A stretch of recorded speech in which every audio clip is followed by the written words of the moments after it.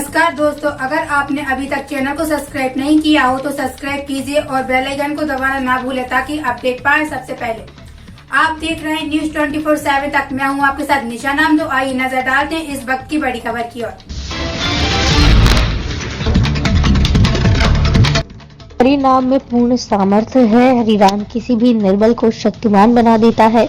हरि नाम की शक्ति से व्यक्ति चाहे तो चारों दिशाओं में अपना नाम पहुंचा सकता है। आज राधिका किशोरी जी ने भक्त प्रहलाद की चरित्र का वर्णन करते हुए कहा कि प्रहलाद जी को पहाड़ से फेंका गया, लेकिन स्वयं नारायण ने उन्हें अपने गोद में ले लिया। खंबे को गर्म करवाकर उसमें बिठाया गया, लेकिन नारायण ने वहां भी उन्हें बचा लिया। हाथी से कुचलने का प्रयास किया गया, लेकिन हरि नाम सुमिरन ने उन्हें उस मुसीबत से भी बचा लिया। भक्तों के भजन का प्रभाव ईश्वर को प्रकट होने पर विवश कर देता है। भगवान कण कण में बसते हैं। बस प्रकट करने के लिए भगवान के प्रति विशुद्ध प्रेम, आस्था और श्रद्धा का भाव होना चाहिए।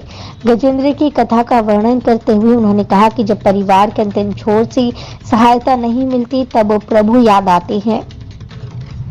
आज की कथा में राम जन्म, वामन अवतार और वर्णन किए गए। भगवान वामन के रूप में युवराज सिंह ने भी सभी को आशीर्वाद दिया। किस तरह भगवान राजा बलि के यहाँ मांगने आए और राजा बलि ने 3 पग भूमि का संकल्प कराया। पहले पद में भगवान ने धरती पाताल नापना, दूसरे पद में आकाश को और तीसरे पद में स्वयं को, अर्थात राजा बलि ने अपना सर्वस्व भगवान को समर्पित कर दिया। आज के प्रसंग के माध्यम से भगवान कृष्ण का जन्मोत्सव बड़े ही धूमधाम से मनाया गया।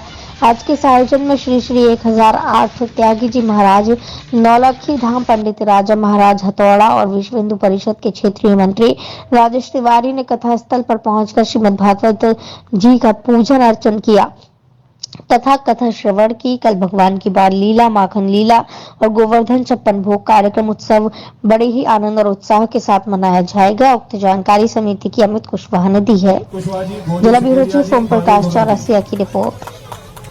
विदुषी जी, आज भागवत कथा कार्यक्रम चल रहा है, इसमें आप भक्तजनों को क्या संदेश देना चाहती हैं, इसके बारे में बताइए। सबसे पहले आप सभी को मेरा राधे राधे। और मैं भागवत जी के माध्यम से यही संदेश देना चाहती हूँ। सबसे पहले हमारे युवावस्था के लिए कि बचपन से ही, जो हम कथा में बोलते हैं कि बचपन से ही भगवान का भजन करना अपने बच्चों को सिखाएं। और कथा करने का माध्यम हमारा केवल एक ही है कि जन जन तक भगवान का नाम पहुँचे। कोई व्यवसाय के लिए हम कथा नहीं करते। हमारी जहाँ भी कथा होती है, हमने बचपन से कथा की है, तो हमारा एक ही माध्यम रहा है कि भगवान का नाम जन जन तक पहुँचे। कोई भी हमारी मांग नहीं रहती कथा में। आप कहीं भी जाकर के पूछ ले कि कहाँ आपने जहाँ भी हमने कथा की है, तो कभी भी हम लोगों ने मांग नहीं की। बस एक ही उद्देश्य है कि जन जन तक भगवान का नाम पहुँचे और हमारी युवा अवस्था है जो वो भगवान का भजन करे। कथा चल रही है और इसका क्या उद्देश्य है, इसके बारे में आप बताइए। श्रीमद् भागवत कथा का जो हमारा मूल उद्देश्य है वो जन जन की जागृति करना है, सनातन धर्म की ध्वजा पताका को लहराना है, हिंदुत्व की स्थापना करना है। जनमानस के अंदर हमारी जो संस्कृति का कहीं न कहीं विलय हो रहा है, कहीं न कहीं क्षीण हो रही है, उसका पुनरुत्थान करना हमारा मुख्य उद्देश्य भागवत का यही है। और भागवत के सूत्रों के द्वारा या हमारे विचारों के द्वारा यदि एक भी व्यक्ति जागृत होता है तो हमारा भागवत कथा करना सार्थक होगा। और मैं चाहता हूं कि प्रत्येक जनमानस तक भागवत 5 अक्षरों से बनी हुई भागवत, इसमें 5 तत्व हैं। क्षिति जल पावक गगन समीरा, इसके अर्थ यही निकलते हैं।